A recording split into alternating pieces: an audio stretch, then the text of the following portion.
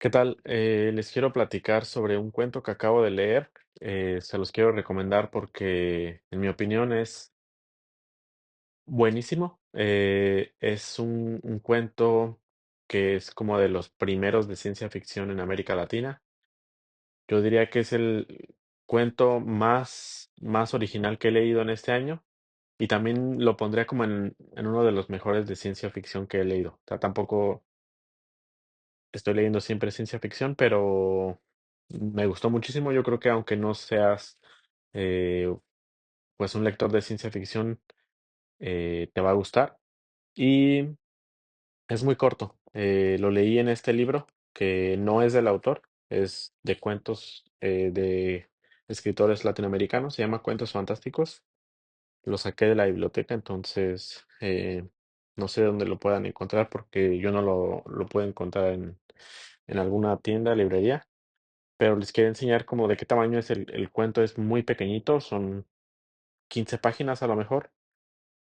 Y pues les cuento del autor primero, que yo no lo conocía tampoco. Se llama Eduardo Holmberg, fue un escritor argentino, nació en Buenos Aires en 1852.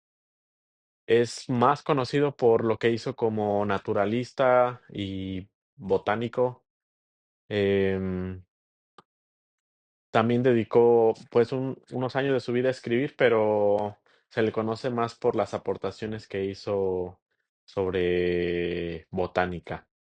Este cuento se publicó en una revista en 1879, entonces tiene un montón y me parece a mí muy original, ¿no?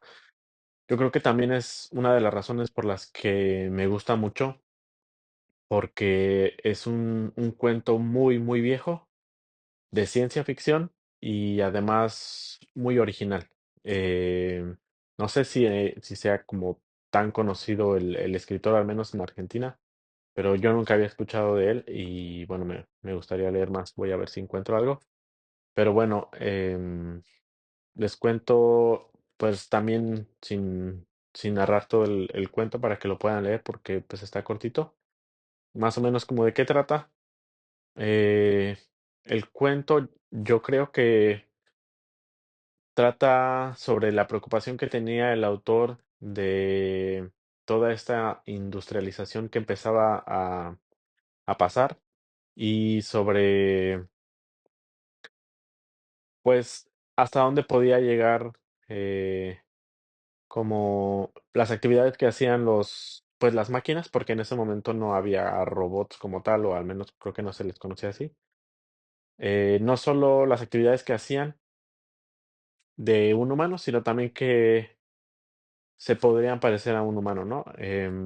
Yo creo que la idea general es esa, pero pues particularmente el cuento tiene un montón de cosas muy interesantes.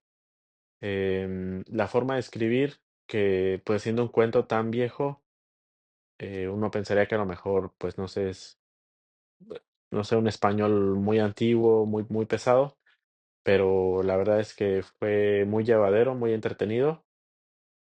Y yo creo que lo que a mí más me gustó es la idea, o sea, la originalidad del cuento es lo más chido.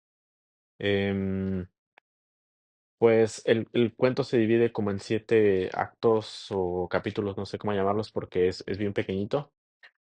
Y desde que empiezas a leerlo, hay como, pues, alguna pista de lo que va a ser, ¿no? El cuento tiene lugar en una zona, ¿por qué no dicen cómo se llama? Cerca de Berlín.